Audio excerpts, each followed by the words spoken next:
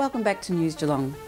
A community with local businesses pulling together is a strong community that can achieve great things.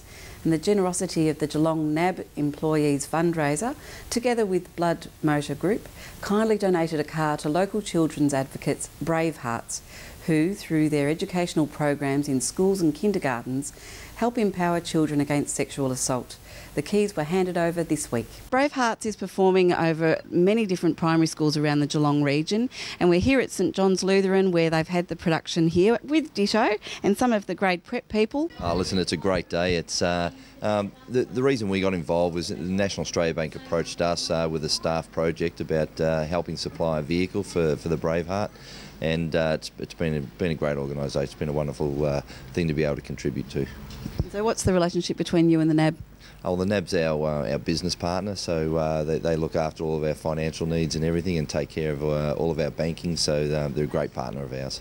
And Brave Hearts wouldn't be able to do the work they do without a vehicle? No, definitely not. I mean, being able to get around and commute and do all that sort of thing, it's terrific. So the staff of NAB Geelong here have for the last 4 years held a charity luncheon once a year, and the idea came from the staff themselves so that they could raise much needed monies for nominated charities. So each year they get the opportunity to nominate the charity of their choice, and Brave Hearts was one of those charities that the staff decided to raise money for. Well, it's terrific because Brave Hearts has only just started in Geelong, and this work couldn't happen without the vehicle being able to get the show around to the schools, so it's really terrific. Yeah, terrific, and in fact, you know, we couldn't do it without the great support of the other businesses across Geelong, including Blood Toyota. So it's a really good combined effort, both from NAB and the other business partners across Geelong. And so the staff must have been incredibly generous. So the staff work really hard. We're about to launch our event for this year on the 15th of June. So they do work hard alongside their normal roles, but also contacting all of our customers to not only donate to the day themselves, but also then to participate and arrange and manage the day. So it's a great event. And Ditto, how do you like your car?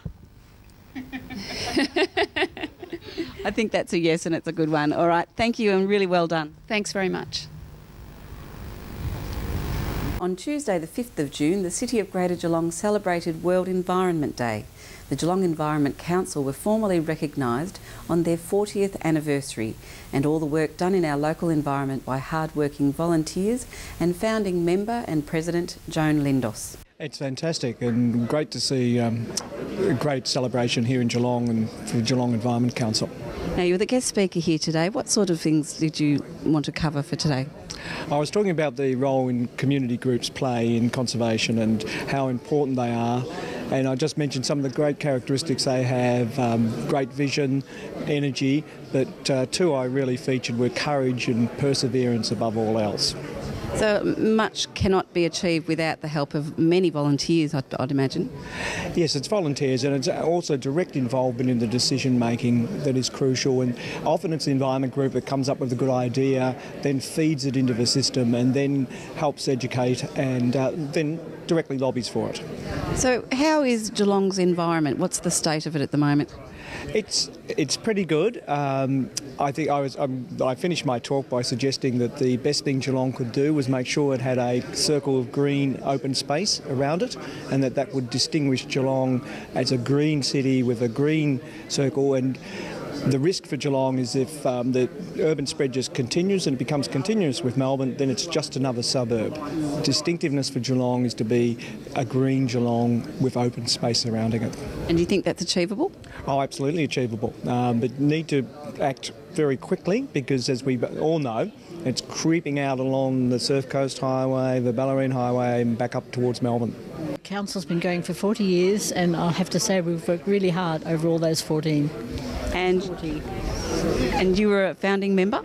Yes, two groups, the Society for Growing Australian Plants and Geelong Field Naturalists started a group just to fight environmental battles, which there were plenty in this region and have been ever since. And so over those 40 years, what would be some of the biggest changes in the Geelong environment that you've noticed, for good or bad? Well, I suppose the good things are that there's a recognition now of the value of parklands. We're involved in a big Indigenous park on the Barwon River, which was amongst the idea of environmentalists, and we've been working there every second Sunday for about 30 odd years now, and that's a magnificent park along the Barwon River. That's one of the really big changes, because before that the Barwon River was rather neglected. I think one of the unfortunate changes is that housing is spreading.